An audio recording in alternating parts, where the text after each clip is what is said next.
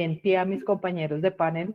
Una es, necesitamos repensar y planear un poco mejor y discutir seriamente qué vamos a hacer con talento humano en salud.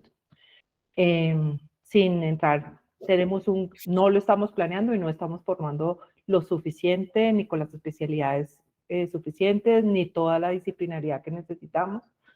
Es un tema crítico.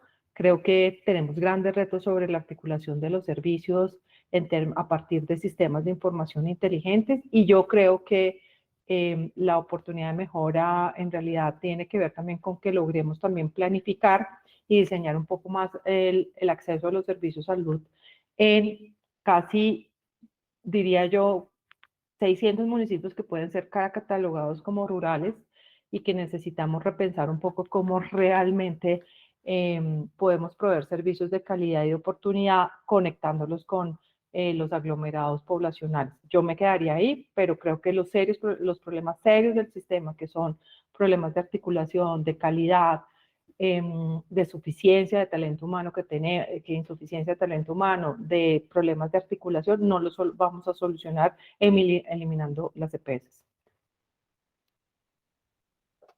Perfecto. Doctor Ramón Abel, ¿qué opina usted? Bueno, estoy de acuerdo con Diana en que no es la solución, pero yo voy a ir digamos, un paso más atrás, como hacia la explicación más de fondo. Y es muy simple, todos los sistemas de salud en el mundo enfrentan el reto de cómo utilizar lo mejor posible los recursos disponibles para lograr el mejor nivel de salud posible en un país. Normalmente las necesidades en materia de atención médica superan los recursos disponibles en cualquier contexto. Entonces, todos los países, de una forma u otra, lo que tratan es de dar respuesta a ese reto de cómo responder, o sea, cómo lograr el mejor nivel de salud con la plata que hay. En el caso de Colombia, el diseño institucional creado por la Ley 100, el de fondo, que no se ha cambiado radicalmente ni siquiera con la 1438 ni con la ley estatutaria. Eso no es cierto. Las EPS siguen ahí, siendo las administradoras de los recursos a nombre del Estado, y tienen la tarea penosa y desagradable y poco popular de hacer rendir la plata hasta diciembre.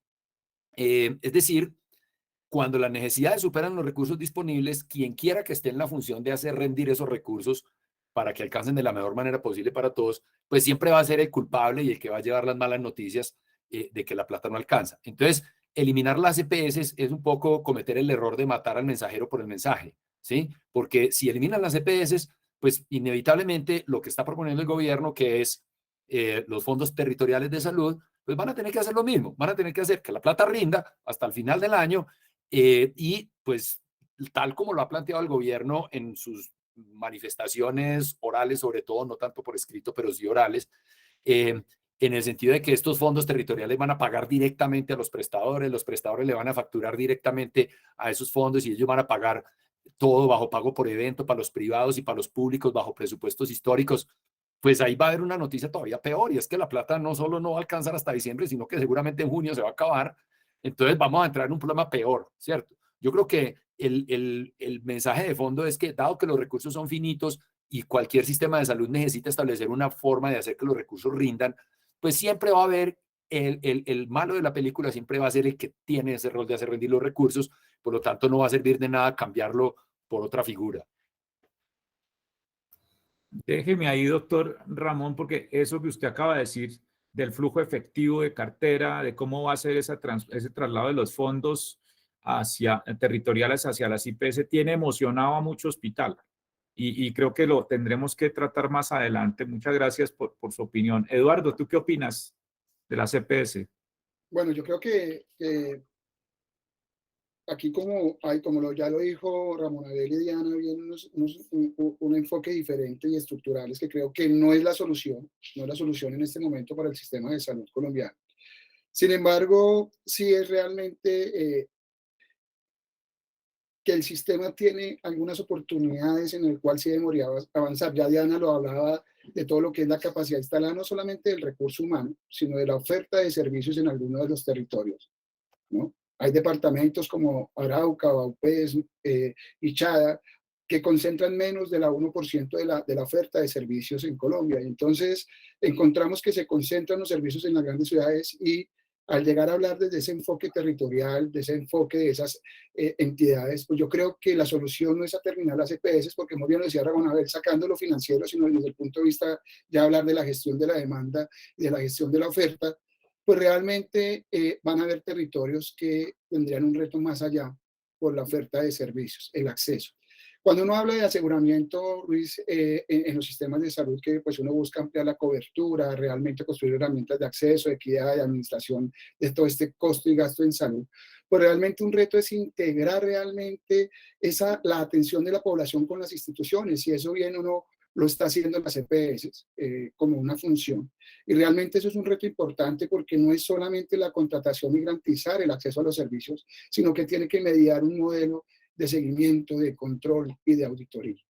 Y es decir, que bien o no, no solamente es que no nos alcance el recurso, sino realmente cómo lo vamos a administrar. Entonces, la solución no está en quitar ese nombre, como dice bien Ramón Abel, que lo estigmatizan, sino que llámese como se llame, va a tener que hacer esas funciones. Y realmente en este escenario no lo tenemos claro. Entonces, yo creo que el camino es identificar realmente qué como Colombia nos hace falta para mejorar el acceso, sí, la salud en algunos territorios de menos de 1000 habitantes, de esa Colombia profunda, como lo dicen en el ministerio, pero sin desconocer la concentración de la carga de la enfermedad que está en las principales ciudades, sin desconocer realmente esas funciones que viene desarrollando, más allá de lo que se estigmatiza de una internación administrativa, porque realmente va mucho más allá las funciones de un aseguramiento en salud como se está percibiendo en nuestro sistema. Has dicho algo muy importante, Eduardo, y es que generalmente las personas confunden el componente de aseguramiento con EPS, ¿no? Creo que ya lo hemos dicho en muchos escenarios, y es que el aseguramiento es un modelo que no está relacionado con EPS. Aquí se designó como agencia a EPS, a empresas privadas y públicas también, porque hay EPS públicas, pero el modelo de aseguramiento es diferente al concepto de EPS. Pero me preocupa un tema, y ahí voy a empezar nuevamente la ronda, y voy a hablar un poquito ya enfocándolo en cáncer. En cáncer nosotros vivimos sufriendo con una falla de oferta muy fuerte, y la gestión de la agencia, de la EPS, que es la compra de servicios de salud, o una de las funciones que es la compra de servicios de salud y la articulación de redes efectivas, realmente se vuelve muy difícil por fuera de territorios en donde la falla de la oferta no es tan masiva como lo que vemos en la periferia. Está preparado, o sea, una cosa es el discurso, digamos, y la propuesta, pero está preparada la realidad de Colombia, de la periferia, para que cualquiera que sea quien haga el papel de agencia lo pueda hacer efectivamente a la luz del papel de la agencia. Doctora Diana, ¿usted qué opina de eso? Bueno, yo creo, bueno, mi respuesta es que no, porque creo que hay factores estructurales de diferencias de desarrollo donde incluso se marcan esas diferencias con la capacidad de gestión del sistema. Yo quiero devolverme un poquito en relación también a al punto de Ramón Abel hace unos momentos, y es que el punto es que en todo sistema es necesario que alguien haga esa tarea inteligente de articular servicios, de hacer compras, de fijar unas tarifas y de hacer que rinda la plata, ¿sí? Nosotros hoy tenemos unas instituciones consolidadas que han hecho y que lo han aprendido a hacer, que son las EPS. Cuando tú lo mandas a nivel territorial a esos territorios dispersos, empiezan a haber ciertos cuellos de botella que se suman con la misma capacidad y limitaciones de desarrollo y la institucionalidad que hay en esos departamentos. Entonces, eso no se va a solucionar en la medida que tampoco, y creo que no se está pensando en solucionar, porque esto implica avanzar en una estrategia que no está incluida en esta conversación de reforma, y es realmente cómo se generan capacidades. Yo creo que hay un error, ahí hay una limitación, y es que yo estoy pensando en que voy a asumir unas funciones y estoy hablando de funciones, pero nunca están pensando en cuál es la capacidad institucional, incluso de talento humano en términos administrativos, que necesito para poderlo hacer. Entonces yo creo que eso es una gran limitación, y una limitación que se suma con un tema, pues que si quieres más adelante lo vamos a ver, y es algo que cuando hablan de fondos territoriales, en realidad la experiencia muestra, como dice en un blog mi colega Ramón Abel, pasar de silos poblacionales a silos territoriales en términos de garantizar los recursos financieros, creo que es el reto más grande y que es el error que no están pensando en el cómo, porque por lo general cuando uno hace distribuciones territoriales no logra con criterios compensar las diferencias de desarrollo y de capacidad de generación de recursos que requiere uno compensar para garantizar una garantía, para garantizar un derecho de la misma accesibilidad a los servicios, que es lo que estamos en el imaginario de la garantía del derecho. ¿Sí? Entonces, eso yo creo que es una limitación y no estamos pensando en las capacidades. Las capacidades son muy limitadas en estos territorios. Doctor Ramón Abel. Bueno, Luis, yo creo que la pregunta parte de dos supuestos, o Mauricio, tiene como dos facetas que quiero abordar separadamente. Uno es la Colombia dispersa versus la urbana, donde se concentra la alta complejidad de cáncer, y otro es la modalidad de contratación. Hablemos de los centros urbanos, donde está el 70% de la oferta de oncología del país, los 5 o 6 grandes centros urbanos. En esos territorios urbanos, usualmente, ¿por qué se concentra la oferta en esos territorios urbanos? No es un asunto gratuito, ni porque sea mejor negocio, ni por nada. Simplemente porque hay una economía del negocio, de la operación del negocio, que obliga a que eso esté concentrado. En todos los países del mundo, la alta tecnología está concentrada en los centros urbanos. No tiene ningún sentido tener un equipo de radioterapia en, qué sé yo, en Mitú, por decir algo, ¿cierto? O pues, póngale que tenga uno, pero no va a tener toda la oferta integral de cáncer en un territorio apartado. Eso no ocurre en ninguna parte del mundo. ¿Por qué? Porque estas tecnologías tienen sus economías de escala y sus escalas eficientes óptimas que llevan a que sea el paciente el que tenga que venir donde está la tecnología, ¿cierto?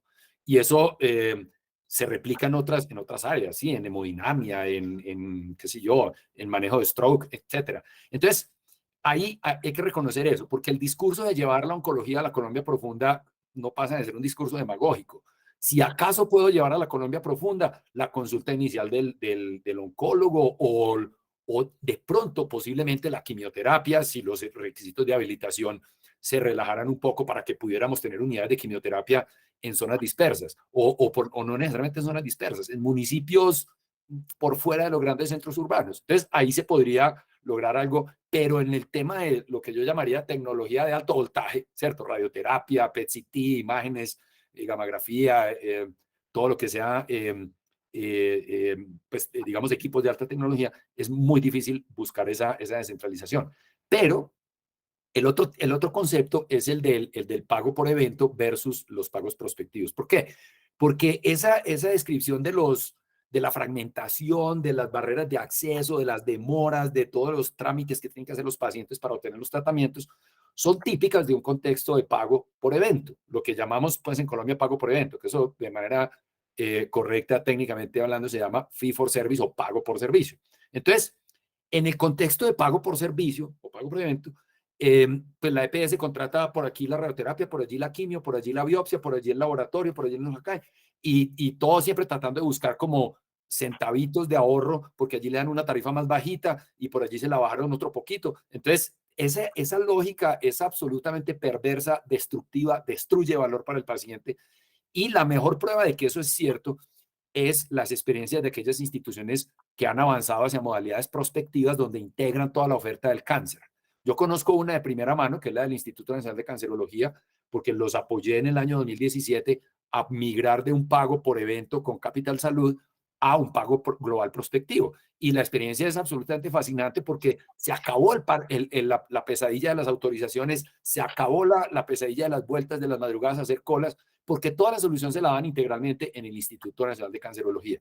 Entre esa y una experiencia más reciente, que es la de Sabia Salud de Medellín, con la ruta de cáncer de mama, han crecido otra cantidad de organizaciones que han logrado resolver esos problemas. Entonces, cuando uno habla de las barreras, de las autorizaciones, de la cantidad de trámites que tienen que hacer los pacientes, nos estamos refiriendo a un contexto que es que es propio del pago por servicio, del pago por evento. Y eso se resuelve no acabando con las EPS, ni más faltaba, se resuelve cambiando la modalidad de contratación por una parte y por otra parte, retomando lo que acaba de plantear Diana, creando las capacidades y competencias en los prestadores para manejar correctamente y desempeñarse con éxito en los modelos de pago prospectivo, que eso tiene una cantidad de arandelas, el modelo de negocio es muy distinto, entonces creo que tienen que pasar las dos cosas, ¿cierto? Entonces yo creo que en ese nuevo contexto de pagos prospectivos y desarrollando nuevas estrategias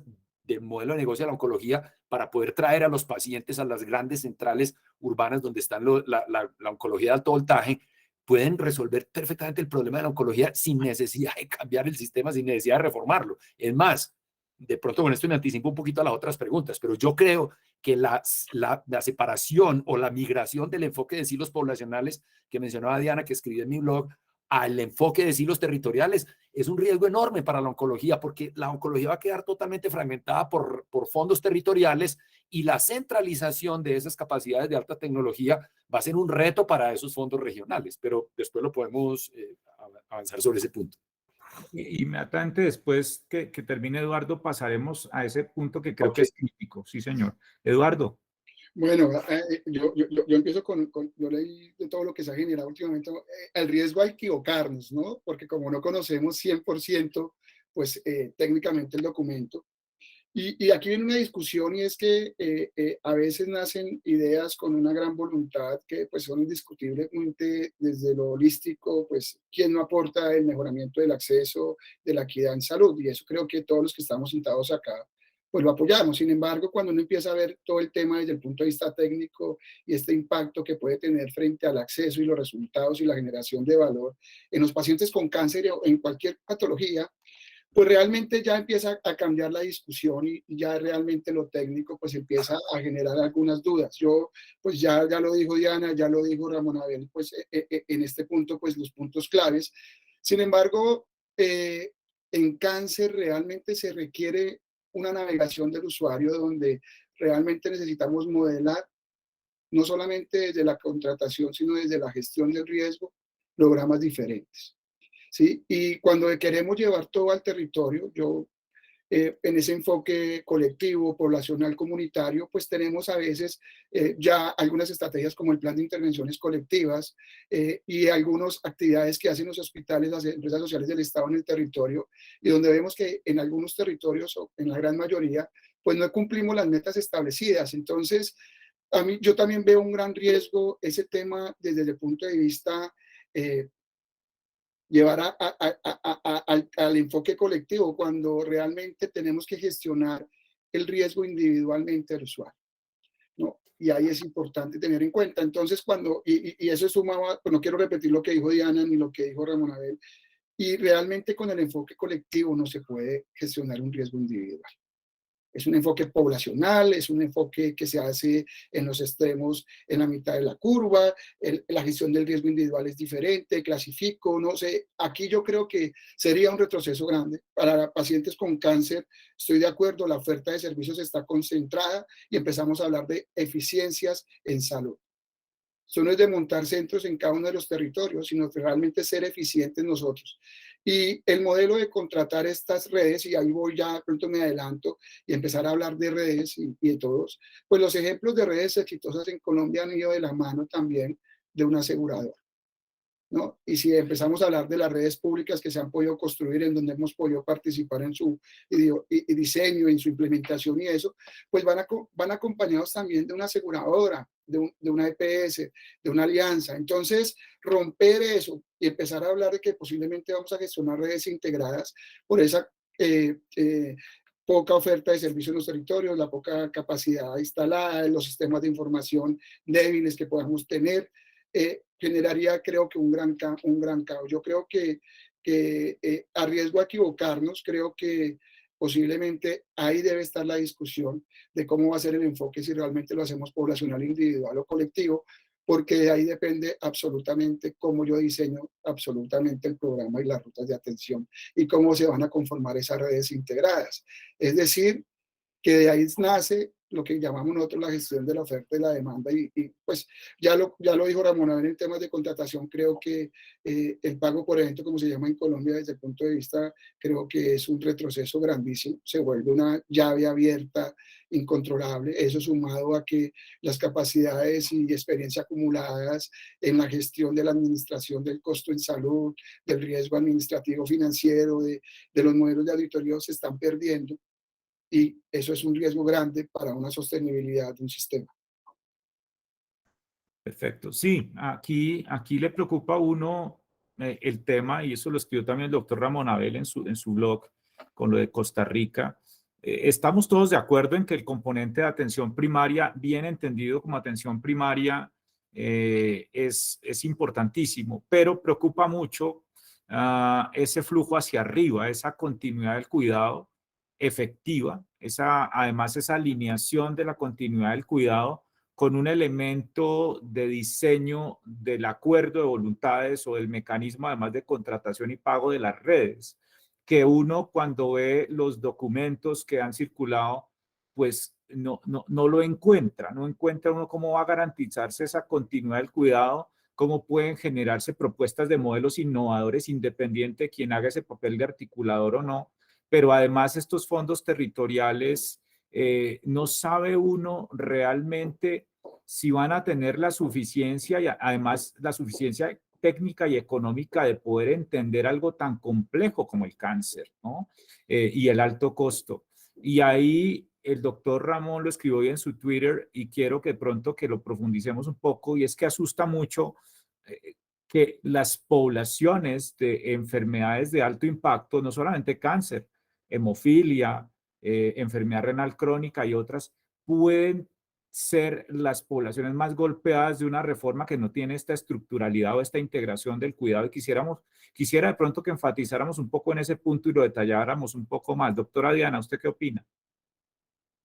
A mí me parece fundamental este punto, sobre todo por varias cosas que quiero como anotar, y es que el alto costo, bueno, yo quiero como, hay un punto que me parece fundamental, que es un principio, y es, por más énfasis que tratemos de hacer o de enfocarnos en mayor atención primaria, atención, atención en los niveles primarios, en realidad cuando uno dice por las mismas estructuras poblacionales del envejecimiento, es una falacia decir que no vamos a tener enfermedades crónicas o alto costo. ¿Sí? Entonces, eso es un primer principio que me parece fundamental reconocerlo. Si uno no lo reconoce, entonces no se da cuenta que en el diseño de una reforma, en realidad usted tiene que garantizar varias cosas, y es que es la continuidad del servicio. Y que en cambio, cuando uno lo reconoce, la pregunta que se hace es algo que de pronto me estoy adelantando, y es, ¿cuáles son esas acciones primarias que me van a ayudar a mejorar la oportunidad y el tratamiento de algo que naturalmente, por más que yo trate de controlar, no lo puedo evitar, porque es la biología la que está ya, la suerte está cantada, ¿sí? Voy a decirlo así un poco, y es, voy a poner un ejemplo, y es, en realidad, cómo uno realmente en esos servicios y esas conexiones primarios tiene que mejorar varias cosas que nosotros no estamos hablando y que está ausente, y es, por ejemplo, cómo mejoramos realmente el ojo clínico de la atención primaria para identificar que puede haber una tos sospechosa, ¿sí? Que se puede derivar en un examen a tiempo y que podemos enrutar a un paciente con un cáncer. O cómo podemos realmente identificar a tiempo en esas atenciones, que podamos articular unos servicios donde, si estamos haciendo, por ejemplo, tamizaje para cáncer de cuello uterino, pues que realmente tengamos los laboratorios con la condición de calidad en esos niveles primarios que puedan realmente atender. Y yo creo que ese es un punto básico, y es en realidad la pregunta que uno se hace, es que sí me parece que el reto, y le pasa a Costa Rica, y le pasa, es que cuando tú tienes un énfasis creo que hay una promesa que no es tan cierta y es que porque hagamos énfasis en atención primaria vamos a dejar de tener menos enfermedades crónicas o enfermedades de alto costo. Eso es un gran error, ¿sí? Lo que vamos es a lograr y es ganar tiempo para atenderla a tiempo, ¿sí? Y yo creo que reconocer ese principio implicaría realmente repensar en una reforma cuáles son esos servicios y cuáles son en términos de pertinencia, de oportunidad, que podemos garantizar incluso en la Colombia dispersa para que esto funcione mucho más rápido y sobre todo en una cosa que me parece fundamental y creo que hoy la tecnología juega a nuestro favor y es cómo realmente los sistemas de información nos ayudan a conectar la información de ese paciente en ese track o en ese viaje que tiene, en el journey que tiene que hacer como paciente. Yo creo que ese es un elemento que me parece que es un gran riesgo. Ahora, cuando uno lo vuelve territorial, vamos a decir una cosa, yo realmente estoy hablando de la reforma o me voy a referir a un documento que leí de agosto, y es que cuando uno fragmenta los fondos territoriales, hay varias cosas que me sorprenden, que se olvidan en este ejercicio. Uno es que la gestión pública o la administración pública no tiene la flexibilidad que tiene un privado. Incluso figuras de EPS públicas son distintas a tener un fondo territorial y eso le genera unas rigideces importantísimas, sobre todo para poder evaluar y contratar redes. Entonces, no es tan cierto que yo me pare como un organismo público y que vaya a poder hacer grandes cambios y gestiones de redes. Seguramente lo que podría hacer es una licitación de 5 años y lo que pase ahí, pues aprenderemos. Eso es un punto que me parece, pero a nivel territorial también pasa y es que cuando se habla de estos hilos territoriales, en general, sí empieza a ser, en mi opinión, importante quién genera la renta.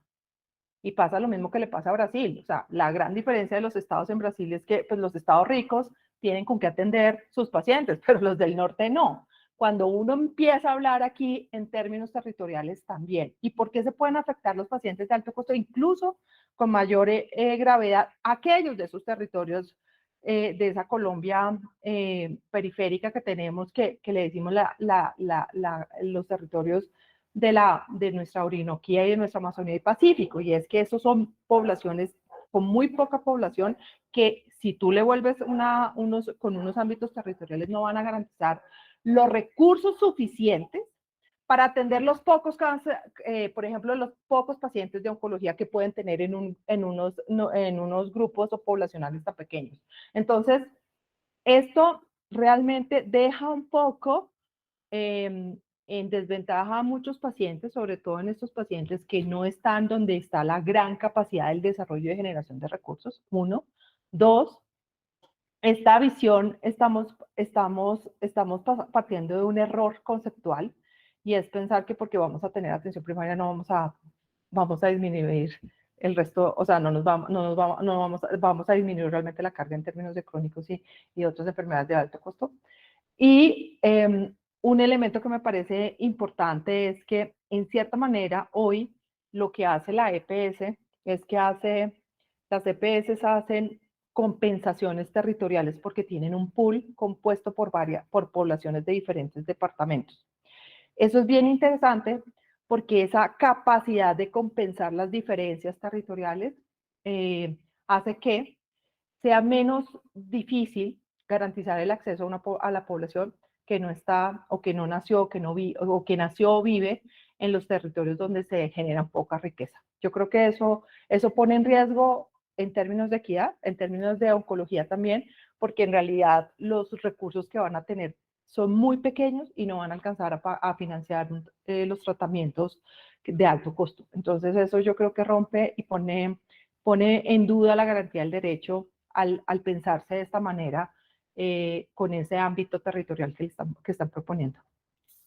Doctor Ramón Abel, ¿usted qué opina?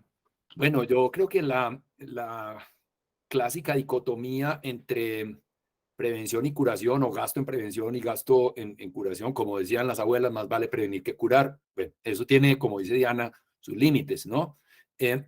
Yo sí creo que la la prevención, la detección temprana, todo lo que sea atención primaria, acciones sobre determinantes en salud pública. A ver, lo que plantea Diana es que eso no va a acabar con la enfermedad. Por supuesto que la enfermedad no va a desaparecer. Vamos a tener una vida más sana, vamos a ser más productivos durante nuestra vida, pero al final nos vamos a enfermar de algo y nos vamos a morir de algo, ¿cierto? Unos más jóvenes que otros. Pero finalmente, la inversión en atención primaria, cuando se hace de manera radical y fundamental, como lo hizo Costa Rica desde los 70s y como lo hizo Cuba también, pues obviamente que mejora sustancialmente los indicadores agregados de salud, la mortalidad infantil baja, la mortalidad materna, la expectativa de vida, la carga de la enfermedad, todo mejora. Eso no hay ninguna duda. Claro, al final la gente termina enfermándose. Y de hecho, cuando uno coge las cuentas de la OCDE, el 92-93% de los recursos de los sistemas de salud de la OCDE se gastan en atención curativa. En atención preventiva y salud pública solo se gasta entre el 3 y el 5% del presupuesto total. Eso no incluye, obviamente, el primer nivel de consultas y medicamentos y tratamientos. O sea, eso se considera atención curativa. Entonces, lo que quiero decir es que la inversión en atención primaria es muy importante, es fundamental para incrementar el capital humano de un país, para que la gente sea sana y pueda producir y contribuir al crecimiento de la economía. Ahí es donde está la ganancia, es una ganancia a largo plazo. Pero al final, cuando la gente se enferma, pues tiene que empezar a pasar por el proceso de atención y sobre todo en la mediana y alta complejidad para el caso del cáncer, y ahí es donde empiezan los cuellos de botella, los cabos sueltos y los problemas, ¿cierto? Lo que hacen países como los que yo he mencionado, Canadá, Reino Unido, España, Costa Rica, es que simplemente hacen lo que se llama supply side rationing, o sea, racionamiento en el lado de la oferta. Entonces no gradúan profesionales, no ponen resonadores ni equipos de radioterapia en todas las ciudades, lo centralizan. Y entonces la gente, ¿qué tiene que hacer? Esperar. Y se genera el mecanismo de listas de espera, que es toda una institución. En Inglaterra es una institución las listas de espera. En Costa Rica me sorprendió, existe la unidad técnica de listas de espera, ¿sí? Y la gente lo ve como algo, pues sí, ese es nuestro sistema. En Canadá hay una publicación anual que se llama Waiting Your Turn, espere su turno, y le cuentan a la gente cómo están las listas de espera para reemplazos articulares, para cirugías de hernias, en fin. Entonces, no hay ningún sistema en el mundo que haya logrado resolver simultáneamente una alta inversión en atención primaria para mejorar los indicadores agregados de salud y a la vez de un acceso sin límites a la mediana y alta complejidad, ¿sí? Todos están enfrentando justamente como esa tensión que hay entre esos dos elementos. Entonces, en el cáncer, yo sí creo que hay una expectativa muy importante de mejorar la detección temprana, sobre todo en aquellos cánceres donde hay tamizajes, lo que es cervix, mama y próstata, y probablemente ya en nichos de población muy, muy específicos como colorectal, como pulmón, como gástrico, donde hay un conocimiento de antecedentes, etcétera, pues ya los epidemiólogos nos dirán en qué subgrupos específicos sí vale la pena hacer búsqueda activa, ¿cierto? Donde haya un alto valor predictivo positivo de las pruebas. Yo creo que los equipos de atención primaria, los EMIT que plantea el modelo de Aracataca, sí pueden contribuir sustancialmente a mejorar esa detección temprana, ¿sí?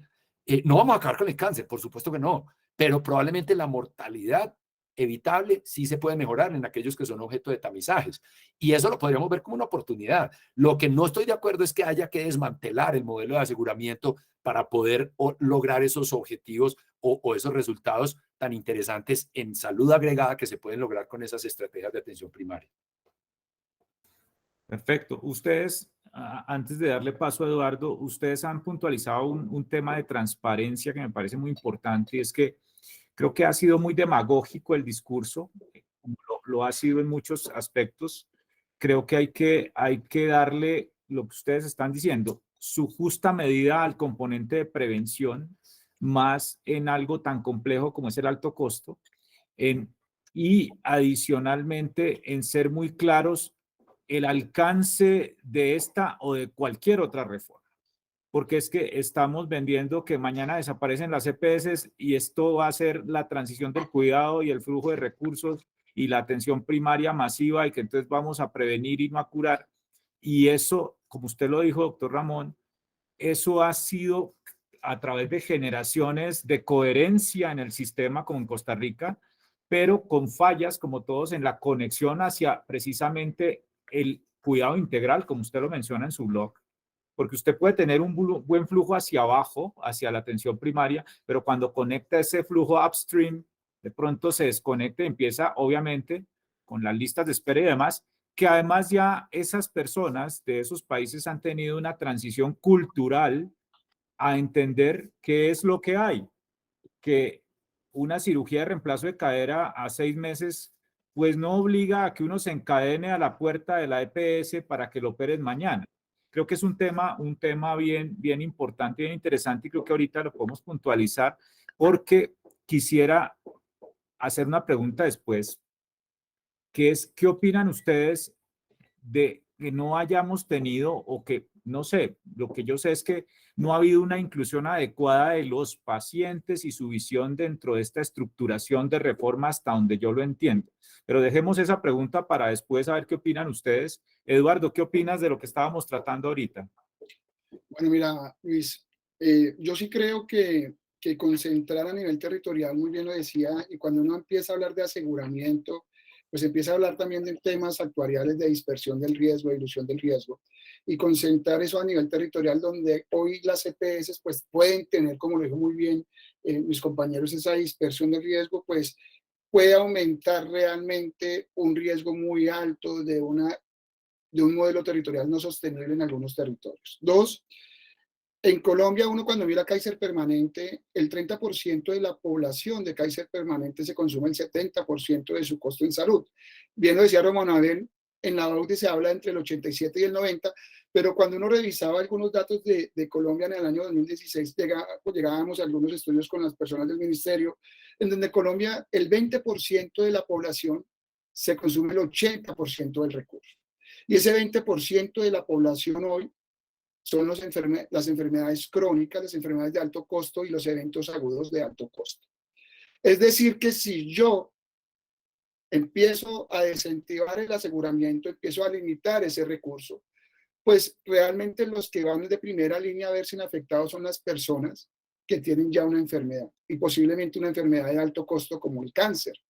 Entonces, cuando uno empieza a hablar de reformas, empieza a ver, ¿qué queremos con el cáncer en la reforma? ¿No? Mayor diagnóstico, queremos empezar el tratamiento inicial y empiezan a decir, venga, queremos realmente mejorar eso, pero ¿cómo lo hacemos? Miren ustedes que hoy en Colombia se habla que el 57% del cáncer, principalmente en cáncer de mama, empieza el inicio del tratamiento y la continuidad del tratamiento en estadios tardíos. En el 2016, el Instituto Nacional de Cancerología sacó un estudio y el 65% de las mujeres iniciaban el tratamiento en estadios 3B. Obviamente hizo un estudio también, como dijo Ramón Abel, frente al costo, 9 millones, 156 millones en su momento. Todos estaban por evento, entre tarifas SOAT, IS y tarifas propias según el asegurador. Pero que el 65% de las mujeres inician tarde su tratamiento. Pues estamos mirando que, entonces, ¿cómo mejoramos?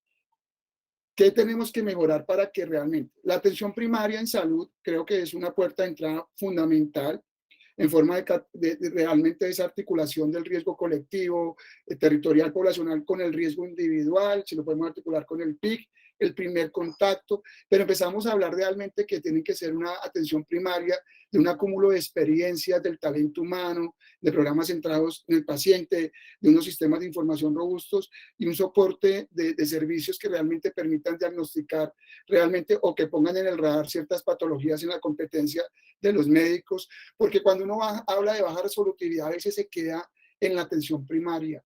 Y hoy lo que he podido percibir, hablando, oyendo, están en las instituciones, vemos que también hay una baja resolutividad a nivel de la media complejidad. Especialistas que se vuelven a remitir absolutamente todo. Entonces llegamos que todo tiene que ser remitido y puede estar llegando pacientes a clasificar una hipertensión. El cardiólogo ya ha pasado por médico familiarista y médico internista. Entonces estamos creando unas ineficiencias.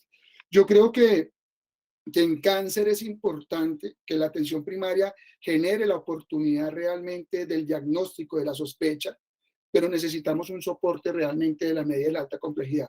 Creo que el riesgo es absolutamente en primera opción, en ese momento de llevar eso a los territorios de lo financiero. Estoy de acuerdo que tenemos que reforzar la atención primaria y creo que eso es una conclusión acá, estamos de acuerdo en eso, pero ¿cómo le garantizamos a esa persona que tiene un riesgo técnico su atención? Y no solamente el inicio del tratamiento, sino el acceso a las tecnologías, a la innovación médica continuo y sostenible sobre su tratamiento. Lo hablábamos Luis y creo que Jaime González en algún momento en unos espacios se hablaba de 12, estamos yendo a 9 punto algo en todo el tema de los ciclos de las... Entonces, ¿cómo mejoramos eso? La solución no es el aseguramiento. Realmente la solución no es quitar las EPS porque llegan a un acúmulo, es cómo garantizamos eso. Entonces, aquí es el qué y el cómo en cáncer. La atención importante, recuerden, el 20% de la población en Colombia se consume el 80%. Y cambiar un perfil epidemiológico no se hace en 2 años. Cambiar un perfil epidemiológico no se hace con una reforma. 5, 10 años, 20 años, para que podamos ver unos resultados de una atención primaria 100%. Que tenemos que migrar allá a un envejecimiento activo, no hay duda, y que tenemos que apoyar. Pero es un riesgo para la población que hoy en Colombia está enferma. Perfecto. Gracias, Eduardo. Doctora Diana, y bueno, los demás, ¿cómo han visto este proceso? Este proceso, digamos, de estructuración de reforma, que teóricamente fue o dijeron que ha sido deliberativo, incluyendo todas las ópticas, las visiones, no solo la visión técnica. ¿Cómo lo han sentido ustedes como expertos sectoriales? ¿Qué ha faltado? ¿Qué tranquilidad o qué desasosiego le deja a uno este proceso, doctora Diana?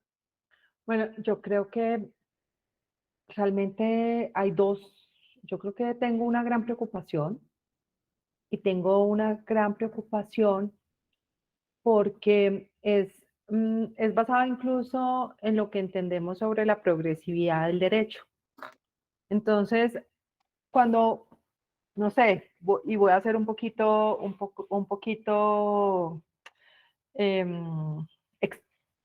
exagerada tal vez, y es, en el 93 cuando hacemos una reforma, tenemos una reforma donde tenemos segmentación de los seguros, tenemos un esquema público, venían unas prepagadas que ya existían, venían los seguros de provisión del sector público y estaba el ISS, y entonces, pero realmente eso generaba una cobertura y unos beneficios como limitados. Entonces, cuando como sociedad no hemos alcanzado un óptimo o un nivel de garantía de derecho de imaginario, pues una reforma que tiene muchas probabilidades de ganar.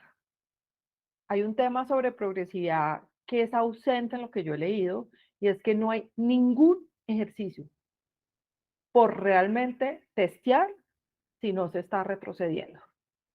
Todo lo que se afirma está basado en prejuicios, en ideas, en ejemplos casuísticos, en casos, pero desechamos la evidencia poblacional, la evidencia estadística, la media, la totalidad, la mayoría, el 65, el 70, o sea, y eso preocupa, ¿sí? Preocupa porque al final, y en mi caso, muchas veces que tuve que tomar decisiones o promover decisiones de ajuste de política, creo que lo que más le angustia a uno es cómo lograr que el bienestar de los colombianos mejore y no eche para atrás.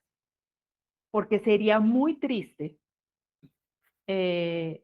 irse por delante y llevarse por delante a muchos colombianos. O sea, eso me aterra. Y en realidad, pues uno siempre lo que hace es que cuando tiene este tipo de reformas, o sea, yo les voy a confesar, yo trabajé en la reforma en la 715 en el 2001, yo salía del DNP a las 3, 4 de la mañana haciendo simulaciones de datos, ¿sí? Porque me angustiaba las diferencias en las asignaciones de los municipios y eso es lo que podría llevar. Yo la verdad a veces me sorprendo cómo salimos a medios con esa tranquilidad sin tener ese soporte y ese análisis detrás simplemente por un sesgo ideológico. O sea, realmente me aterra. De pronto es porque he sido como funcionaria. Y el otro elemento que me parece es como esta estrategia política, ¿no? Si realmente queremos un sistema de salud nuevo, creo que uno de los diagnósticos más importantes que yo creo es que en el sector salud hay serios problemas de confianza entre los actores. Y cada uno se echa la culpa y cada uno a veces sea el codo, pero cuando uno lo mira desde afuera, uno dice, oiga, ustedes han logrado darle muchas cosas de bienestar a la sociedad, pero precisamente creo que una discusión de una reforma implicaría tener la participación, no solamente de los expertos, sino una participación clara y participativa de todos los actores, de tener mesas, de tener discusiones y sobre todo de construir una reforma desde la construcción y no desde a validar una idea o un prejuicio. Creo que eso es muy importante, sería muy legítimo si uno realmente lograra hacer algo participativo, que no es lo que hoy se está pasando. Creo que estamos jugando a que este no es mi reforma, pero todos los días salgo con un anuncio y pues para mí es novedoso que realmente todas las políticas se comuniquen en Twitter y no se comuniquen en los canales como formales de participación y los canales participativos. Creo que esto ha hecho unas tensiones sobre la incertidumbre que tiene la reforma y que creo que no construye. Creo que realmente hacer las cosas nuevas implicaría construir una reforma con un diálogo, incluso dice cuando uno dice un diálogo nacional, un diálogo realmente que sea, que pueda construir consensos, porque creo que uno de los grandes retos que ha tenido el sistema es ese, y es esa conflictividad que no hemos logrado, que no se ha logrado alinear sobre algo que debería ser el fundamento, lo central de todos nosotros como actores del sistema, que es el bienestar de los colombianos. Esa es mi opinión. Perfecto. Doctor Ramón Abel, ¿qué opina? Bueno, yo creo que el proceso de consolidación de la propuesta actual empieza muchísimo antes de este gobierno, incluso de la campaña. Yo desde que regresé de Boston, de mi maestría en el año 97, empecé a tener contacto con el grupo de la Universidad Nacional, que eran sumamente críticos a la reforma, que tenían pues que de hecho habían hecho otro planteamiento desde la reforma constitucional del 91. Finalmente salió el artículo 48 como salió, sobre esa base se creó la ley 100 en el 93, pero durante todo ese tiempo este grupo de pensadores insistía en que el modelo debería ser otro, y entre ellos Saúl Franco, Mario Hernández, el mismo, bueno, los del Grupo de Salud Pública de Medellín, Carlos Agudelo, o sea, personas muy académicas y muy prestantes y que han trabajado muy a fondo todos estos modelos. Entonces, ellos vienen elaborando esas conceptualizaciones, esas ideas y esas propuestas, como dice Diana, desde mucho antes, ¿cierto? Y como, claro, finalmente lo que prevaleció en el trámite del proyecto de la ley 100 fue el modelo que tenemos actualmente, pues este grupo se quedó un poco relegado, pero siempre construyendo todo un discurso para evidenciar que ese no era el modelo que debería tener Colombia, sino el otro, ¿cierto? Entonces se creó toda esa idea de la salud se volvió un negocio, en Colombia la salud no es un derecho sino un negocio, y todos esos mensajes fueron calando y finalmente la población está, entre comillas, convencida de todo eso y están más abiertas a la posibilidad de que haya una reforma. Así las encuestas de hogares, las encuestas de cifras y conceptos y del mismo estudio del ministerio, diga que la mayoría de la gente está contenta con su OPS, por lo menos 2/3 a 3/4 de la gente están contentos. Entonces, el proceso de consolidación de esa propuesta, repito, no es de ahora. Cuando uno escucha todo el discurso de estas personas que mencioné, pues claramente están tratando de convencernos de que esa es la alternativa. Ahora, hay un hito muy importante en este proceso de consolidación y es las alcaldías de Lucho Garzón, de Moreno Rojas y del actual presidente Petro. Entre el 2004 y el 2016 en Bogotá, ellos, pues que tuvieron su oportunidad, hablando pues del tema de salud, de poner a prueba su modelo ya ahora sí como autoridades distritales, pues empezaron a implementar ese modelo y claramente, como era un enfoque de silos territoriales, donde lo que importa es el territorio, el enfoque territorial de la salud, cuando llegaron a desarrollarlo se enfrentaron con el enfoque de silos poblacionales, que es el de las EPS, donde la población está separada por EPS, y ahí se chocaron.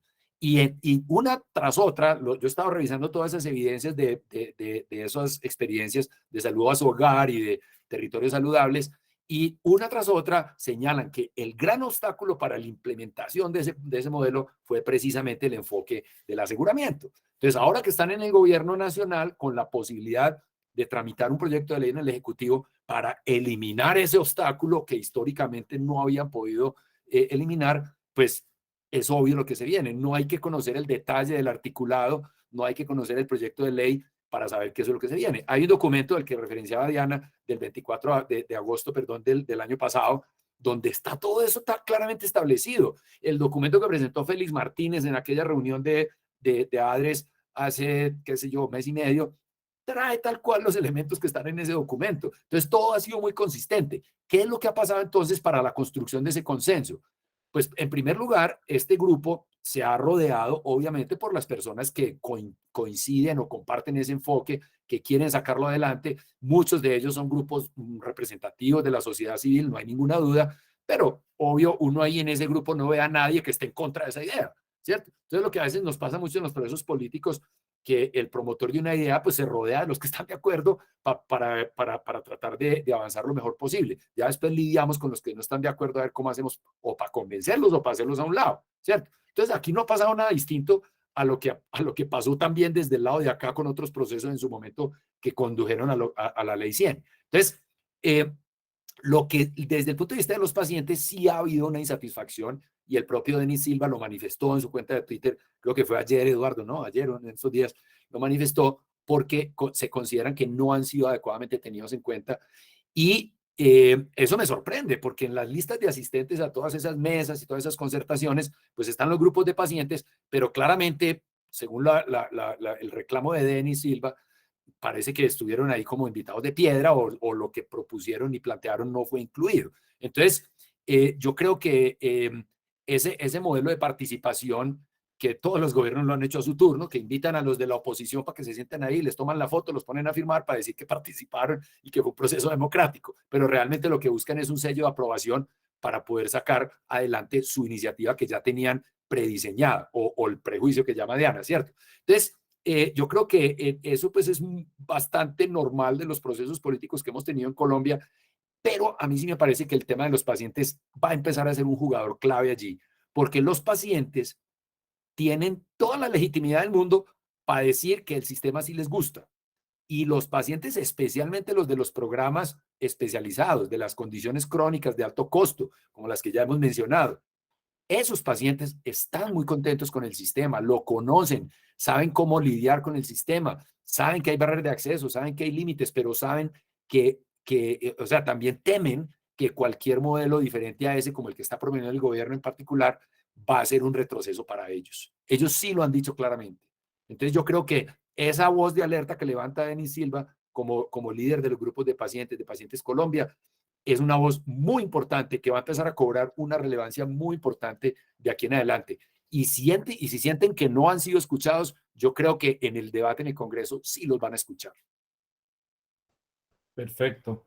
Eduardo, discúlpame, voy a hacer una última pregunta muy, digamos, muy puntual para ustedes tres, dado que esto es un poquito de perspectiva y luego hay algunas personas que me han pedido la palabra en el escenario por temas de tiempo. Obviamente creo que nos moveríamos así y creo que vamos a tener que hacer un segundo webinar con los otros temas que realmente eran o son supremamente importantes. Yo solo tengo una pregunta, así las cosas, ¿no? Así las cosas. ¿Cómo creen ustedes que se están moviendo, que se van a mover los actores del sector? Es decir, ¿cómo creen que se está reorganizando las EPS? ¿Qué están pensando? ¿Están reorientando su modelo de negocio? ¿Están reorientando sus capacidades? ¿Qué está pasando? ¿Qué están pensando los hospitales? ¿No? ¿Estarán emocionados con el tema de flujo rápido de cartera a través del fondo territorial o estarán un poco asustados con el famoso tarifario único nacional?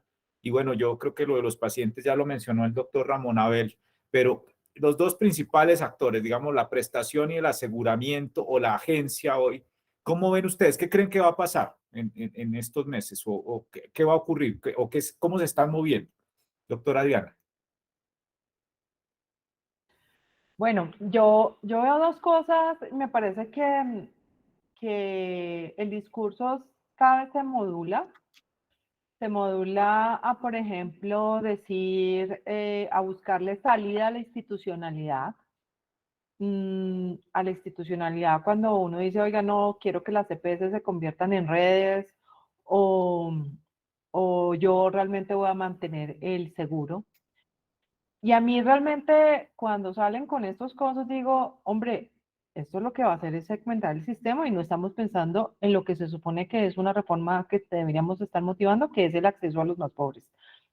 Y cerrar las brechas en acceso que pueden existir, en cierta manera, unificar un sistema con estándares para todos, entonces, de estándares de calidad para todos. Entonces, yo creo que al final eso también tiene un tema muy perjudicial en la parte, yo voy a ser un poco, no quiero ser exagerada, pero miren, es muy difícil hoy que uno pueda tener inversión renovada en instituciones o en EPS. Y nosotros sí creemos que, yo sí he visto que las EPS requerirían muchas capitalizaciones o uno quisiera traerse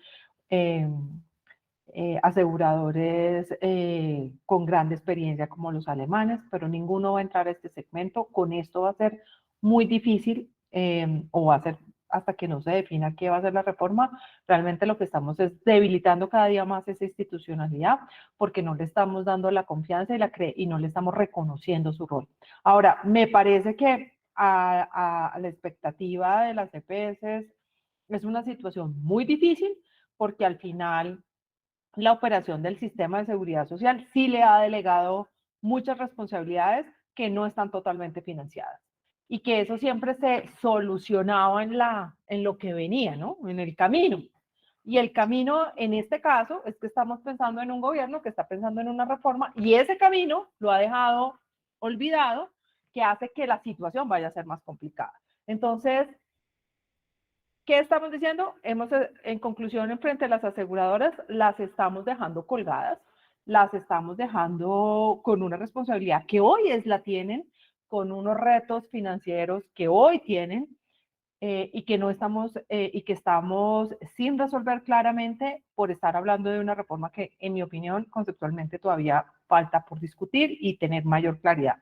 En términos de los prestadores, yo creo que muchos y en su mayoría, yo creo que 2/3 partes están esperando y tienen mucha expectativa sobre el tema y la promesa de quitar las autorizaciones, de un pago por evento. Yo creo que eso es no visibilizar realmente un sistema para los colombianos. Un sistema para colombianos en cualquier figura, si sea un sistema nacional, debería haber un agente que tiene la función de hacer rendir la plata y de contratar y de verificar que esto funcione. Y están omitiendo realmente que cuando hablamos de transiciones de entidades privadas, con régimen privado, con unas condiciones de contratación mucho mejores que en el sector público, esa transición hacia el público yo no lo veo tan claro. Entonces, pero yo veo que la promesa de frescos que les vamos a girar y ustedes, prestadores públicos y privados, van a estar aquí, van a ser partícipes de los giros que vamos a hacer, ha calado y que hay un número significativo de prestadores que está a la expectativa. Otros están preocupados porque entienden esto, entienden que los recursos no son suficientes, que ese rol, que la institucionalidad no se construye de un momento a otro, pero que realmente pues no les veo con una posición muy clara y muy radical sobre, bueno, esperemos a ver qué pasa finalmente y al final pues la discusión aquí es sobre las EPS, no se ha discutido sobre la participación público-privada y creo que en mi opinión la ministra fue muy hábil en corregir el tema del sesgo hacia lo público y incorporó rápidamente el juego de los privados en la prestación y entonces eso tranquilizó a más de uno. Entonces yo creo que en el corto plazo las EPS están esperando qué son las reglas, pero pues tienen yo creo que para ellos debe ser mucho estrés, porque al final es que por estar discutiendo lo que, como dice, no estamos discutiendo lo urgente, sino entonces las están dejando colgadas y los prestadores pues seguramente están esperando que que todo funcione, están esperando es cómo se mueven las cartas, pero yo creo que esa falta de alineación de los actores va a llegar a un momento, y espero equivocarme, en que tengamos una crisis de financiamiento muy pronto, con unos gaches muy acelerados, que no vamos a tener esa capacidad institucional de amortiguar ese golpe. Ojo, espero que me equivocarme, pero creo que no estamos haciendo lo que tenemos que hacer en los temas de corto plazo y estamos dejando una responsabilidad a unas instituciones que seguramente hoy, por decirlo hoy, si se van, al final todas las pérdidas se van a transferir a los prestadores. Y, por ejemplo, ese tipo de cosas no se han discutido. Y es, ¿listo? Usted de un momento a otro acaba las EPS, ¿y quién va a responder con las deudas? Las deudas no se acaban de un momento a otro. Eso no es porque yo paso al territorio, no. Aquí ya pagamos todas las facturas. ¿Cómo es esa transición? ¿Con qué recursos? ¿De dónde va a sacar los recursos? Siguen siendo preguntas que hoy existen, que no se han contestado y que no estamos realmente buscando transiciones que sean razonables para todos los agentes. Entonces yo veo que esto ha llamado la discusión de una reforma tan radical, está concentrando la energía de muchos funcionarios y de muchos del sector, pero que estamos omitiendo también que en el corto plazo y el cierre de las cosas urgentes no se están pensando. Entonces, espero que el otro año sea un año que no sea tan crítico por la falta de decisiones que no se han hecho. Esa es mi opinión. Doctor Ramón Abel, y le incluyo ahí al doctor Ramón una cosita. ¿Es factible eso que mencionan de esa transformación, la red Transformer, ¿no? De la aseguradora agencia a la red de prestación? Eso técnicamente sí. Es decir, que una EPS se convierta en una red de prestación y que sea la que venda eso dentro de todo el tema de prospectiva, ¿no? De transformación. ¿Cómo lo ve usted? Creo que está sin micrófono. Sí, voy a empezar por ese punto, Luis, porque lo que le ha dicho el gobierno desde el presidente y la ministra a las EPS es que se conviertan en redes prestadoras. Eso pues tiene sus más y sus menos. Uno, pues sí, claramente la red de Sanitas en Bogotá es muy grande y muy suficiente para convertirse en un prestador. Posiblemente la red de Compensar en Bogotá también. Pero al final es un negocio totalmente diferente, es un modelo de negocio muy distinto, es casi que refundar una empresa, crearla con una lógica completamente diferente. Y, por ejemplo, Salud Total tiene a Virrey Solís, pues sí, Virrey Solís se puede considerar como una red integrada, pero de nuevo, si lo que están apuntando, porque eso es lo que vienen planteando pues desde antes de la reforma, que lo que de la ley 100, que lo que el sistema se debe estructurar en función de un abordaje territorial, o sea, silos territoriales, pues entonces esas redes integradas e integrales van a tener que tener una responsabilidad territorial. Ayer hablábamos precisamente con Luis Gonzalo Morales, con Sabia Salud en Medellín, porque Luis Gonzalo escribió una editorial en El Espectador donde decía, no, pues Sabia Salud y en Medellín, en Antioquia, y Capital Salud en Bogotá se pueden convertir en redes integradas. Mire, entonces él planteó ahí toda la lógica. Pero el problema es que tiene que ser una red territorial que está circunscrita a un territorio geográfico. Sabia Salud tiene 1.700.000 afiliados en toda Antioquia que están regados en 100 y pico de municipios. Capital Salud tiene, no recuerdo cuántos, en Bogotá, que están regados por todo Bogotá, inclusive en Villavicencio, creo que hasta en Ibagué y en Tunja, ¿cierto? Entonces, si nos vamos a ir al enfoque de silos territoriales, entonces esas redes integradas territoriales de salud tienen que estar circunscritas a un territorio. No pueden tener afiliados en otra parte. O si lo van a tener en otra parte, entonces que se configuren como otra red por allá. Entonces, eso es muy importante. Por eso los invito y les insisto que revisen mi artículo sobre silos territoriales y silos poblacionales, porque eso es un elemento fundamental de fondo del cual se derivan todas las complejidades de esa transición del aseguramiento al modelo de atención primaria, ¿cierto? Ahora, la otra opción para los aseguradores es que digan, listo, nos salimos del seguro obligatorio, nos quitamos ese dolor de cabeza encima y nos movemos al seguro voluntario, porque pónganle la firma que si el proyecto pasa así como lo están proponiendo ellos, va a haber un crecimiento masivo del seguro voluntario. No me cabe la menor duda. Brasil ya lo experimentó desde el 85 cuando arrancó el SUS. El mercado de seguros voluntarios empezó a crecer sustancialmente y en este momento es el segundo mercado de seguros privados más grande del mundo después de Estados Unidos. Entonces, es un seguro que representa 200.000 millones de dólares del gasto, o sea, casi el 50% del gasto total de Brasil está en esos seguros privados y es solo un 25% de la población. Entonces, lo que va a pasar aquí, o sea, si yo fuera EPS, yo digo, oiga, supongamos una EPS con 2 millones de afiliados, yo me voy a quemar las pestañas, me voy a trasnochar por un negocio de 2 billones de pesos que no me da sino dolores de cabeza y problemas, o más bien acabo esta vaina y me voy a un seguro voluntario con 200.000 afiliados que me pagan 50 milloncitos al año, ¿cierto? O sea, tengo un negocio divino, súper rentable y sin problemas. Entonces, viéndolo en conjunto, si las EPS cogen esos 50, o sea, cambian ese negocio de 50 billones con todos los problemas del mundo por un negocito de 10 billones de pesos de seguros voluntarios, o póngale 15 o 20, porque puede ser así ese tamaño de la migración, donde obtienen un 15% de utilidad neta, sin problemas. Yo lo que veo es que, o sea, mi consejo estratégico, ustedes que asesoran también juntas directivas, es vamos planeando para crecer el plan voluntario, porque el crecimiento va a ser enorme, ¿cierto?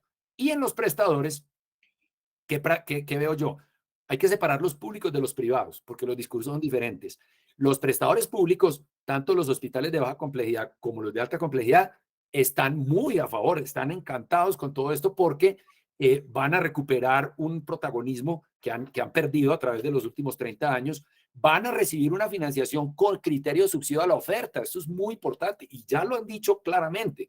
Presupuestos históricos para los hospitales públicos. Entonces, claro, los hospitales públicos les interesa mucho eso y están encantados con esa propuesta. Yo estoy de acuerdo con el subsidio a la oferta en los hospitales de baja complejidad, en lo que llaman los safety net, los hospitales donde es solo el hospital público y no más. En 900 municipios del país, ese es un problema muy distinto y se maneja con subsidios de oferta. Pero en la mediana y alta complejidad, donde ya hay oferta privada, ahí ya es un poquito más diferente. Entonces, los hospitales públicos están muy contentos porque les van a pasar de subsidio a la demanda, vía facturación y venta de servicios, a subsidio de oferta. ¿Cuál es el problema? Y yo no me explico por qué los hospitales privados no lo han vislumbrado. Pero si yo tengo, supongamos que el sistema de los 50 billones de la seguridad social se gastan, póngale 20 en hospitales de mediana y alta complejidad, en atención hospitalaria de mediana y alta complejidad, esos 20 billones se están gastando por lo menos en un 80-85% en hospitales privados. Entonces, si esos 20 billones es la plata que hay para la atención de mediana y alta complejidad hospitalaria, ¿de dónde van a sacar la plata para fortalecer lo público? Pues de lo que le facturan hoy a los privados. Entonces, los privados indudablemente van a ver reducida su facturación porque los fondos regionales, que además son actores públicos, no privados, son actores públicos, pues van a seguir la directriz del gobierno de darle prioridad a lo público, prioridad al hospital público, a las redes integrales territoriales de salud públicas. Entonces, ¿de dónde va a salir la plata? Pues de lo que hoy le facturan a los hospitales privados. En cáncer, que es el tema de ustedes, el 95% de la oferta de oncología en el país es privada. Solo hay 2 hospitales públicos, el Instituto Nacional de Cancerología y el Hospital Universitario del Valle. El resto son privados. Entonces, si el ministerio quiere tener una participación mayor en cáncer en 5 o 10 años, ¿de dónde creen que va a salir esa plata? Pues de lo que le pagan hoy a ustedes, a los privados. No va a salir plata de otra parte, porque creo que otra reforma tributaria como la del ministro Campo cada año, pues no la aguanta ninguna economía. Entonces, yo los veo muy tranquilos y creo que pues es hora de que entremos a hacer estas discusiones, porque realmente creo que los hospitales privados van a tener un golpe fuerte y la ilusión del pago por evento y el giro directo es un disparo en el pie. Para mí eso es un suicidio. Ya lo vivieron con el no PBS, con el no POS, ¿se acuerdan? El no POS del FOSIGA. Ya lo vivieron. Lo vivieron con la facturación por evento a los departamentos, con el no PBS del régimen subsidiado. ¿Por qué quieren volver a experimentar eso? Un pago por servicio es una llave suelta, como decía Eduardo. Es una llave suelta que no la controla nadie. Entonces, la carrera es saber quién factura más para ver quién coge un poquito más. Y ya después veremos qué hacemos con la cartera. Esa experiencia ya la vivieron. Entonces, ¿por qué están tan contentos con el giro directo sin un atravesado ahí en la mitad que glosa, que pone problema, que autoriza? Quítenlo a ver qué pasa. quítenlo y pásenlo a pagos por servicio, a pago por evento. Eso es una absoluta crisis. O sea, la crisis financiera de corto plazo, como lo señala Diana, es inevitable. Más claro no se pudo. Yo creo que uno de los objetivos de esta reunión era eso, Luis, decir puntualmente, porque veo muy tranquilos a los hospitales y más tranquilos a los privados y todavía más tranquilos a los colegas, pero bueno, eso nos dará para otro espacio. Eduardo, adelante. Luis, yo tengo pues el anexo de la de la pregunta anterior y le sumo a la pregunta anterior y me devuelvo un poco porque con lo que decía Diana y Ramón Abel, hay un tema que es diferente y debe ser un manejo muy diferente, crear un documento desde el activismo y desde la oposición a cuando ya tú eres gobierno y necesitas crear un documento. El discurso no puede ser que es que como tú no participaste en la creación porque no creías, pues hoy no hay forma que tú entres. Entonces yo creo que ahí hemos fallado. Yo creo que ayer yo lo decía con un equipo que invitaron a algunas personas a hablar de eso, y yo miraba y decía, ¿cuánto le está costando hoy al sistema tener sentados personas hablando y hablando de diferentes escenarios desde la incertidumbre del sistema de salud? Y eso de generar posiblemente una incertidumbre también es una estrategia, ¿no? El no hacer también puede ser una estrategia. Y tener a personas hablando de escenarios hipotéticos y horas, pues también eso va a llegar a un costo al sistema de salud importante. Eso frente a la pregunta estoy muy de acuerdo de la línea.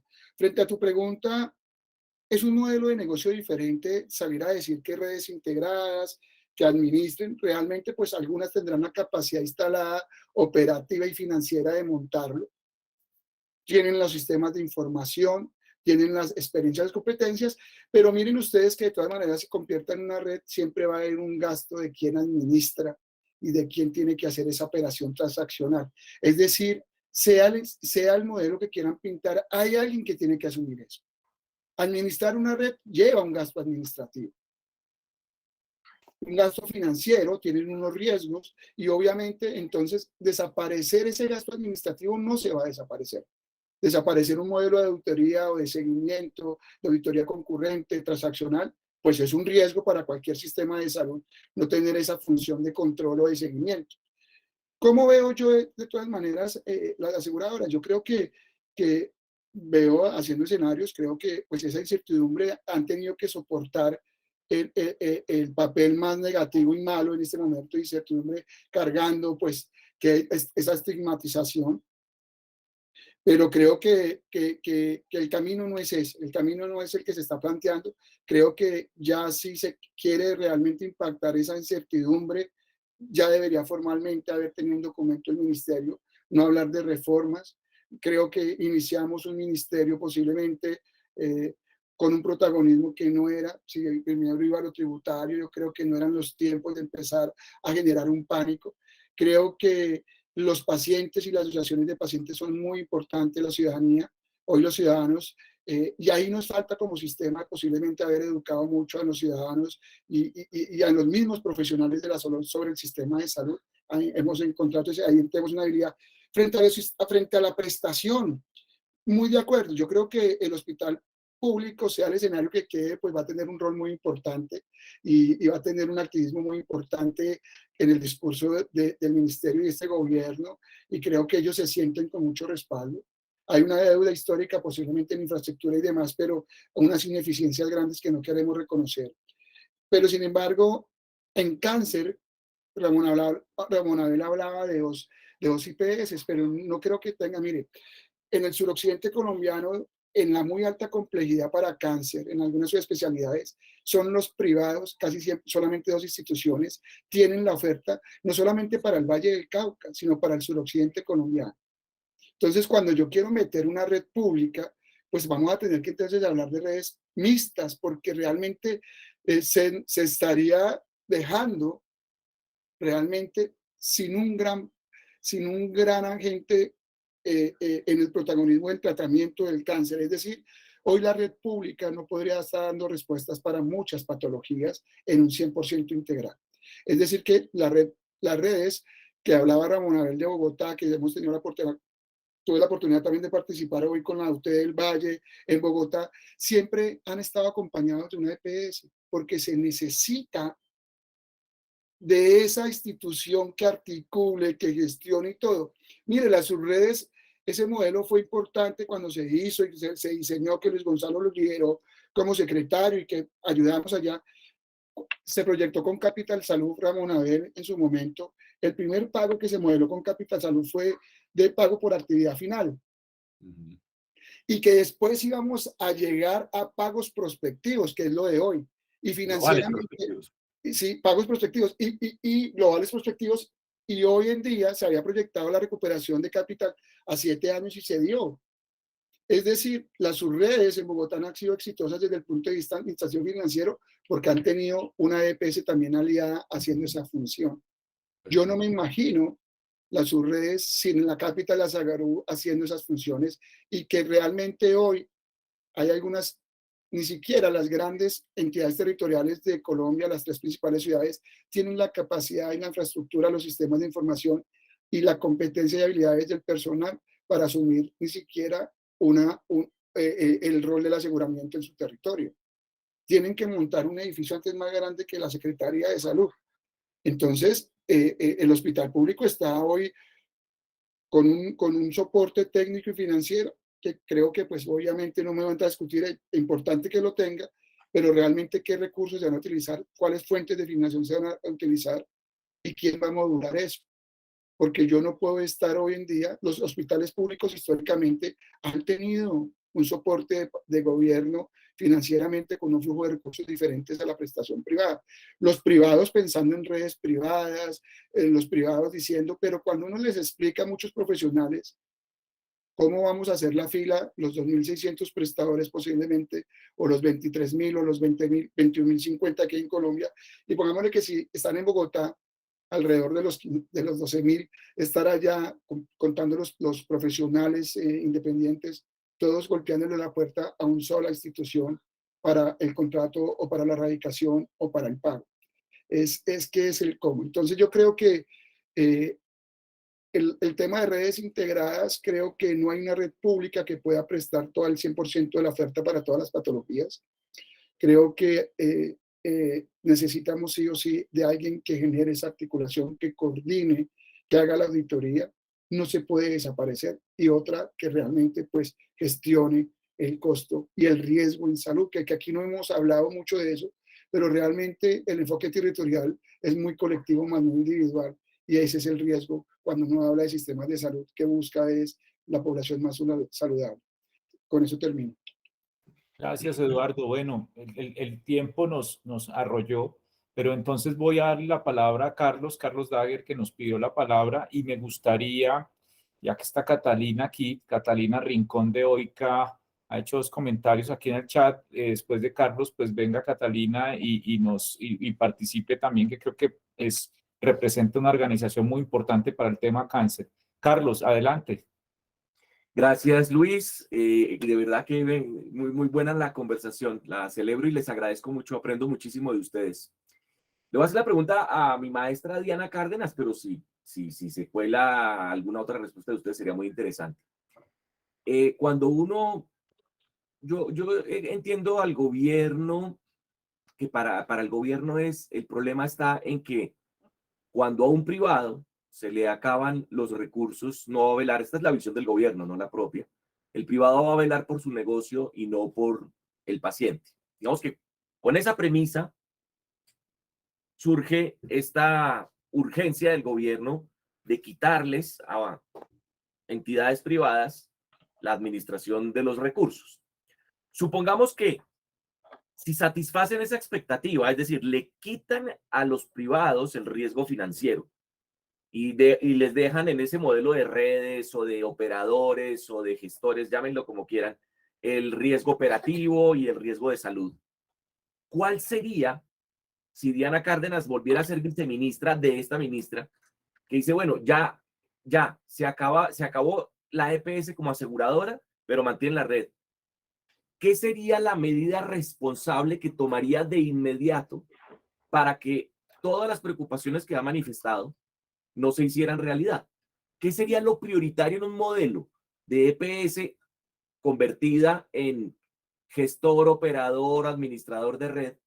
¿Qué sería la política pública necesaria para que no se vaya todo al carajo? hacer lo que hace una EPS. Exactamente. Claro. Toca hacerlo. O sea, primero varias cosas. Lo primero es lo que digo, la auditoría hay que hacerla. Incluso yo diría que yo sería muy dictadora. Es decir, que, o sea, como ahí sí, adiós el evento. O sea, Fees for Service en ninguno. Llamo a Ramón Abel a decirle, venga, vamos a ir contratando vamos a hacer contrataciones, pagos prospectivos, vamos a contratar, incluso una cosa, yo realmente sí me iría por un control tarifario. Y ahí sí con todo, como, o sea, ahí sí como se hizo como con valores máximos de recobros, la media. ¿Les gustó a todos o no les gustó? Pero aquí yo digo cuánto voy a pagar, ¿sí? Porque ahí sí me les voy con toda la reglamentación del Estado y es que puedo decir cuánto pago.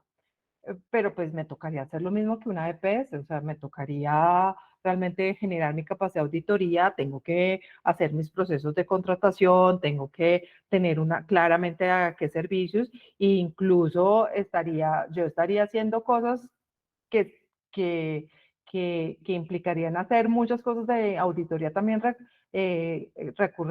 concurrente, pero además le metería mucha analítica de datos. Para tener patrones de uso y ciertas cosas donde realmente uno se da cuenta que hay excesos del prestador. La torre de control, sí. Sí, toca hacer una torre de control, exactamente. O sea, mejor dicho, si hay que hacer controles, les haría controles más rígidos de los que hoy existen para poder lograr que se alcance la plata. Es la única manera. Y es lo único responsable. Yo le digo a Ramón Abel, contrato a Ramón Abel. No, pero es que la pregunta de Carlos es muy interesante porque fíjese la contradicción tan que tal vez no es tan obvia en el discurso del gobierno y de la ministra. Acabar la intermediación administrativa y financiera, acabar con la salud como negocio, y eso implica entonces eliminar el riesgo financiero de la transacción entre ADRES y quien quiera que maneje esos recursos. Esas tres cosas son imposibles, son contradictorias, porque si para acabar el riesgo financiero y la intermediación financiera y administrativa, ADRES va a pagar por evento a todos los prestadores para que no tengan riesgo, porque sí, esa es la mejor manera de eliminar el riesgo. Por lo menos, o sea, tanto el riesgo primario como el riesgo técnico, ya lo que queda es el riesgo operativo, el riesgo cambiario, el riesgo de todos los demás riesgos. Pero los riesgos de salud, que son el primario y el técnico, los elimino con el pago por servicio, con el fee for service. Pero, pues ya Diana lo dijo, pues se va a reventar el sistema, no van a poderlo sostener. Entonces, ¿cuál es la solución para evitar eso? Pues pagos prospectivos. Si yo le pago prospectivo, así no sea a la EPS, póngale que la borre del mapa, se lo pago a la red integrada. ¿La red integrada qué es? Es un conjunto de prestadores de baja, mediana y alta complejidad que bien pueden estar como un solo NIT, como hoy es Virrey Solís, o pueden estar como un conjunto de organizaciones jurídicamente independientes, y a la hora de repartir la plata al interior de esa red integrada, donde participan diversas entidades jurídicas, pues ¿cómo la van a repartir? Pues con PGPs, con pagos prospectivos, con paqueticos por allí, con presupuestos para el de más allá, algunas cosas por evento, otras cosas por cápita, igual a como estamos ahora. Entonces, ¿van a acabar la intermediación financiera administrativa? No la van a acabar. No van a poder dar eso, y la salud como negocio tampoco la van a acabar, porque siempre ha sido un negocio. Lo único que saltó las alarmas alrededor de la salud como negocio era que ahora el negocio era para unas aseguradoras hacer rendir la plata, pero es que aseguradoras había antes de la ley 100, cuyo negocio era que los médicos prescribieran y formularan a mansalva, porque eso le representaba una prima mayor para el año entrante, iban subiendo la prima conforme iba subiendo el gasto. Entonces el negocio, la única diferencia entre ese negocio del seguro de reembolso, del indemnity, y el seguro como la EPS, es que el uno hacía plata induciendo demanda y el otro la hace controlándola. Por eso se volvió doloroso hablar de salud como negocio, pero antes igual lo era. Entonces yo creo que la recomendación, si van a eliminar las EPS y van a trasladar el riesgo, y van a cargarle la prestación a las redes integradas e integrales territoriales de salud, a las RITs, es págueles de manera prospectiva, y conclusión, no va a poder cumplir la promesa de eliminar la intermediación financiera administrativa. Y yo sumado a eso, o sea, las funciones no van a desaparecer. eso está claro en el discurso, alguien tendrá que hacerlas. Y dos, con un tema que dijo Luis hace más o menos unos 15 minutos, asociado al tema de redes y demás, cuando hablábamos del tarifario único, y siendo respetuosos del libre mercado, de la voluntad, ¿no? Y la libertad de contratación, pues hay unas IPS que han generado una ventaja competitiva, unos estándares de calidad, de oportunidad, o sea, que han tenido una ventaja competitiva en el mercado y han tenido una certificación internacional, que qué tan viable en un libre mercado vienen a contratar o no en la red, ¿no? ¿Cómo es eso? Y cómo tan importante, con el ejemplo que yo les daba al suroccidente colombiano, van a contratar a tarifas impuestas en un mercado que posiblemente les puede estar afectando a ellos. Entonces, eso lo quería sumar y cierro con ellos, que las funciones no desaparecen. Alguien tendrá que asumirlas. Entonces no perdamos el acúmulo de experiencias que hemos tenido en estos años. ¿Que hay que mejorar? Sí. ¿Que hay que depurar? Posiblemente, eso es otra discusión, pero realmente esas funciones no se pueden, en un sistema de salud, están. Perfecto. Hay unas preguntas en el chat de Alejandro y de Catalina que no creo que, pues creo que algunas de Alejandro se han contestado ya parcialmente, pero el tiempo no nos da. Yo solamente voy a meter una pregunta venenosa, ¿no? Porque hay personas aquí de los regímenes especiales y de excepción, en donde no hay EPS o no hay quien haga papel de EPS y pues ya sabemos qué pasa, ¿no? ¿Por qué, por qué no la están tocando estos regímenes? ¿Es inconveniente políticamente para el gobierno? ¿No nos interesan esos regímenes especiales o de excepción, verbigracia sanidad militar, que es un régimen gigantemente ineficiente y costoso? ¿O porque no podemos mostrar que un modelo sin EPS no funciona? ¿Qué opinan ustedes ya para finalizar este tema con los regímenes especiales y de excepción? Yo voy a contestar brevemente. Miren, yo sí creo que políticamente, bueno, primero económica, los dos regímenes especiales, por ejemplo, el de Magisterio y el de Fuerzas Armadas, son realmente sistemas mucho más costosos solamente por el per cápita que se les reconoce a la población. Pueden ser el doble de lo que reconoce la UPC promedio en Colombia del sistema general. Dos, yo creo que esos políticamente no se tocan. Paradójicamente, pues creo que la pregunta es si es que los maestros y las fuerzas militares ya como pacientes no importan, y es que no hay una trayectoria para mejorar y para mejorar la rendición de cuentas.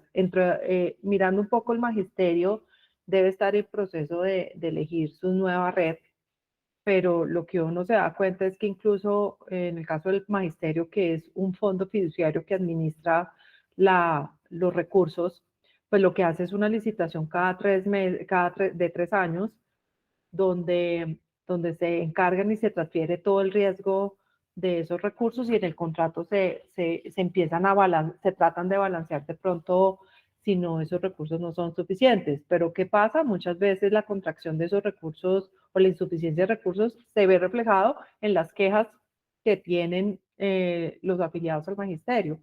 Entonces, creo que son sistemas donde por ejemplo, la capacidad que tiene el administrador de recursos no es necesariamente como una EPS, que puede realmente estar evaluando los contratos y resultados de esa compra estratégica que debe hacer. Son realmente periodos muy largos donde en realidad el proceso de contratación, pues en el transcurso de esos contratos, yo creo que lo más difícil a veces es, una de las cosas más difíciles de hacer un contrato en el sector, con un sector público es no solamente hacerlo, sino después derogarlo. Eso es la cosa, derogarlo algo cuando no funciona es lo peor. Entonces, eso trae unos costos de transacción que se ven reflejados en la calidad de la atención. ¿Por qué se hace? Yo creo que estoy seriamente convencida que es un tema político. Yo agrego ahí, Diana, que si el gobierno está convencido, como parece estarlo, de la bondad de su enfoque de silos territoriales, pues entonces si vamos a eliminar el enfoque de silos poblacionales, pues deberían, si son consistentes, eliminar las EPS y los regímenes de excepción. Claramente en política toca negociar y a veces ceder un poquito y lidiar con cosas que probablemente son contradictorias y seguramente no van a tocar esos regímenes por diversas razones. Las fuerzas militares simplemente por temas de seguridad, el magisterio por toda la parte política, etc. Pero lo que sí es cierto, y recuerden lo que dijo Eduardo en su anterior intervención, las funciones no desaparecen, las funciones son tal cual. O sea, financiamiento, mancomunación y compra. Y en la compra, el plan de beneficios, la compra inteligente, los mecanismos de pago, las inclusiones, las exclusiones, etcétera. Esas funciones siguen estando, no importa el modelo, las tiene Inglaterra, las tiene Cuba, las tiene todos los países del mundo. Entonces, si nosotros vamos al magisterio, a las fuerzas militares y a Ecopetrol, esas funciones están ahí. La EPS del magisterio se llama, el Cosmitet por allí, la Foscal por allá, el contratista que tiene ese contrato por 3 años. Esa es la EPS, que es supuestamente una red integrada, pero obviamente ellos no lo tienen todo y a veces lo subcontratan o arman uniones temporales, ¿cierto? Esa es la EPS, esa es la que tiene la restricción presupuestal dura a sus espaldas y tiene que controlar tanto el riesgo primario como el riesgo técnico. Entonces, esa función no desaparece porque le cambien de nombre. En las Fuerzas Armadas, en las Fuerzas Militares, la EPS se llama Dirección de Sanidad. Claro que tienen una restricción presupuestal dura, claro que tienen auditoría, claro que tienen contratación, tienen todo. Otra cosa es que el peso específico del hospital militar sea tan grande que sea realmente el que maneje toda la dinámica, pero en esos sistemas de excepción se observan muchísimas anomalías que las EPS de hoy en el contributivo y en el subsidiado han logrado superar, no todas, pero sí algunas, ¿cierto? Por ejemplo, el efecto gravitacional tan grande de los hospitales de alta complejidad. Los hospitales, el hospital militar, por ejemplo, en el sistema de las Fuerzas Armadas es como un agujero negro, es plata que llega, plata que se la traga, ¿cierto? Y entre más plata le meten, más plata traga. Supongo que prestando servicios y de muy buena calidad, de alta complejidad y todo, pero es que ese no es el modelo. Entonces yo creo que los sistemas de excepción van a tener también que tener una reconsideración, una reconfiguración sumamente importante. Y si son consistentes con el discurso de la atención primaria, pues en sana lógica deberían desaparecer y ser parte de todo el silo poblacional, territorial, perdón, de una zona geográfica. Yo, sumado a lo que dicen mis compañeros de panel, yo me estuve revisando y empiezan a analizar también el número de quejas y de PQRs y que tienen estos regímenes y creo que son un poco altos. Sin embargo, son modelos que se hacen muy poca prevención y son más modelos que son resolutivos, si ustedes se dan cuenta. Es más de demanda, de espontánea, de dar respuesta y poco se gestiona el riesgo en salud en esos modelos. Políticamente, económicamente, financieramente es otra cosa. Es decir, que si queremos hablar de un modelo colombiano preventivo, revisemos ese modelo, más allá también del enfoque de siglos y colectivo y poblacional de territorial que se le quiere dar, porque realmente ahí, a ese grupo poblacional de Colombia, que está alrededor de 2.300.000 usuarios, poco prevención, poco gestión de riesgo se hace. Cuando uno mira realmente un modelo allá, puede ser muy poco popular para mis amigos que están en el magisterio administrando el tema de salud y todo ese tema, pero realmente son enfoques diferentes, son más transaccionales de dar respuesta a una demanda de percepción de salud, que es otra forma de gestionar el modelo. Yo creo que si vamos realmente a ser preventivos, creo que el modelo de los regímenes especiales deben transformar. Y eso podría también, si se volca eso, pues lleva un cambio también de flujo de recursos y todo, que posiblemente entraría entonces a esa bolsa de déficits que ya tenemos de recursos destinados para el aseguramiento para las próximas vigencias. Entonces yo creo que sumado es eso. Muchas gracias, de verdad, pudiéramos seguir aquí horas. Nos quedan unos temas de cáncer supremamente importantes, todo el tema de fusiones y adquisiciones, los movimientos que se están dando de diversos grupos, ¿no? AUNA, Quirónsalud, etcétera, comprando IPS oncológicas. ¿Qué va a pasar con esa dinámica a la luz de la potencial reforma? ¿Cómo reestructura esto las relaciones entre los diversos actores, incluyendo la farma, que es tan pesada en el componente de cáncer? Y, por supuesto, todo el tema de nuevas tecnologías, transformación digital y oportunidades y retos 2023. Yo creo que esto nos da para otro webinar, que obviamente la reforma se iba a consumir todo este tiempo sin ninguna duda y pudiese consumirse mucho más. Realmente para Oxler y para Hipócrates. Es un gusto haberlos tenido acá todos ustedes, haber aprendido tanto, la claridad que se dio en este espacio, una claridad respetuosa, una claridad basada en doctrina, en datos, en estructura técnica, creo que ha sido absolutamente valiosa. Doctora Diana, doctor Ramón Abel, doctor Eduardo, todos los participantes, mis compañeros de Hipócrates que están por acá, realmente supremamente valioso. Este espacio vamos a compartirlo. Rafa, no sé, si quieres hacer una... Rafa se fue, alzó la mano y se fue. Bueno, vamos a compartir esta grabación en las redes, apenas la tengamos lista. Y bueno, les prometemos el segundo espacio después de las festividades, porque muchos me alzaron la mano y me regañaron por obviamente la natilla y los regalos de esta época, y agradezco la entrega del tiempo de todos ustedes en medio de los compromisos familiares. Entonces, pues muchísimas gracias y nos vemos pronto en un nuevo espacio aquí de Hipócrates y de Oxler. Muchas gracias. Muchas gracias por la invitación. Un abrazo fuerte. Muchas gracias. Muy Gracias. buenas. Gracias, Luis. Muchas gracias, Todos. feliz noche. Buenas Estén muy noches y feliz Navidad a todos. Un abrazo. Feliz Navidad. Que disfruten Chao. mucho. Muchas gracias.